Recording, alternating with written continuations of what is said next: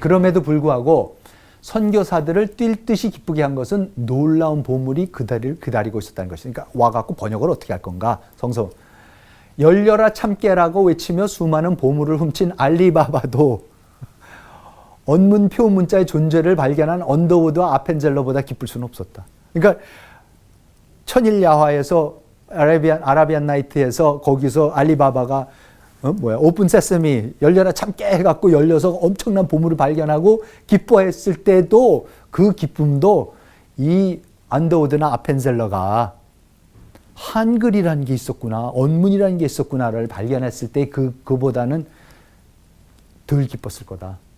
아름다운 표음 문자 체계는 수백 년 전에 이미 발명되었다. 그러나 러시아의 피터 대제가 네덜란드로부터 가져온 수많은 발명품들이 수백 년 동안 박물관 수장고 원래 박스에 포장된 채로 그대로 묻혀 있었듯이 언문도 마찬가지다. 이게 제가 번역을 잘 못했는데 이런 거예요. 그러니까 그 당시에는 아마 제 책에서 계속 앞으로도 나오겠지만 당시 네덜란드는 개신교를 하면서 가장 앞서간 나라고 가장 부유한 나라였었고 뭐 렘브란트 이런 그 더치 골든 에이지라는 그 네덜란드의 황금기라는 게 나오는 게 전부 다 이 네덜란드 사람들이 그 네덜란드 동인도 회사 더치 이스트 인디아 컴퍼니가 전 세계 다니면서 무역을 해서 그 당시 더치 이스트 인디아 컴퍼니가 제 책에도 썼지만은 지금 애플이 한 1.5조 달러 시가총액이 그러면은 그 정도로 돼서 세계에서 제일 큰 회사라 그러는데 네덜란드 동인도 회사는 7조 달러였었대요. 인구 120만 정도 되는 나라에. 그러니까는 그런 엄청난 부를 갖고 있었던 나라고 모든 새로운 발명품이 나오는 나라가 네덜란드라고 이렇게 돼 있었어요. 그런데 뭐냐면 이제 러시아의 피터 대제가 러시아를 빨리 근대화시키려고 굉장히 애썼던 그 사람이 네덜란드로부터 그래서 온갖 수많은 발명품들을 다 가져왔는데 문제는 러시아 사람들이 그거를 뜯어보고 뭐 해갖고 사용해서 자기네 거를 만들어내는데 사용하기는커녕 그냥 창고에다가 처박아 놓고 안 쓴 거나 마찬가지다. 아무리 좋은 게 있으면 뭐하냐? 안 쓴 거다.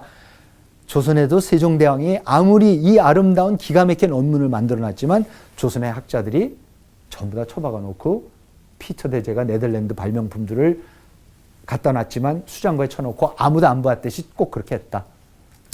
그래서 놀라움의 계단을 통해 낙원에까지 올라간 복음의 전령들은 이것도 영어 표현이 참 좋았는데 번역이 참 힘들었어요. 복음의 전령들은 이 문자를 이용하여 서간, 소책자 책 그리고 궁극적으로 살아있는 신의 말씀을 그 안에 모셨다. 그러니까 웨슬이 되는 거예요. 이 버림받았던 글자가 하나님의 말씀을 담는 웨슬이 그릇이 될 수가 있었다. 참 놀라운 역사다. 조선이 일본에 비하여 그토록 빨리 기독교를 받아들인 이유에는 여러 가지가 있겠지만 그중 가장 중요한 것 중 하나는 복음이 조선의 평민들에게 가장 익숙한 말과 글을 통해서 전해졌기 때문인 것이다.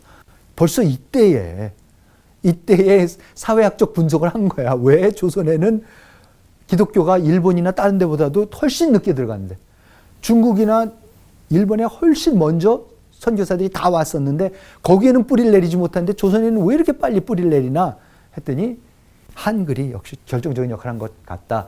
조선의 특권층 학자들은 언문을 너무 쉽게 배운다는 이유로 더러운 글이라고 비판할지 몰라도 선교사들은 이 경멸의 대상이던 흙그릇을 천상의 보물을 담는 용기로 만들었다.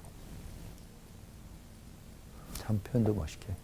그런데 이 사람들이 그 당시의 기록들을 찾아보면은 그런 게 참 많이 나와요. 뭐냐면 역시 그냥 생각한 것 같이 쉽지는 않다. 왜냐면 너무 안 쓰였던 글이기 때문에. 그리고 제일 중요한 게 어휘가 없어요.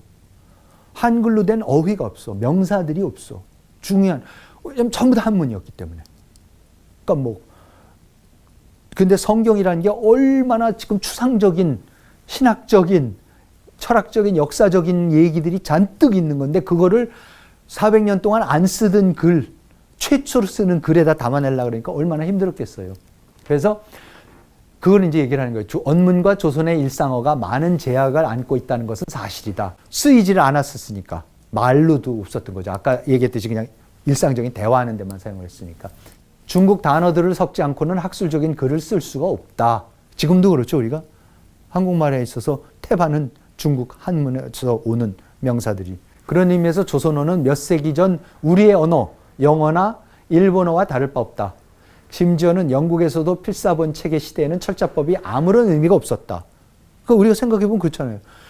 프린팅이라는 게, 인쇄술이라는 게 나와서 똑같은 게 계속해서 몇천 권, 몇만 권이 찍혀 나가면은 그게 이제 통일이 되고 그래야지 되는데, 그 전에 모든 게 손으로 옮겼을 때는 그런 게 없었어요.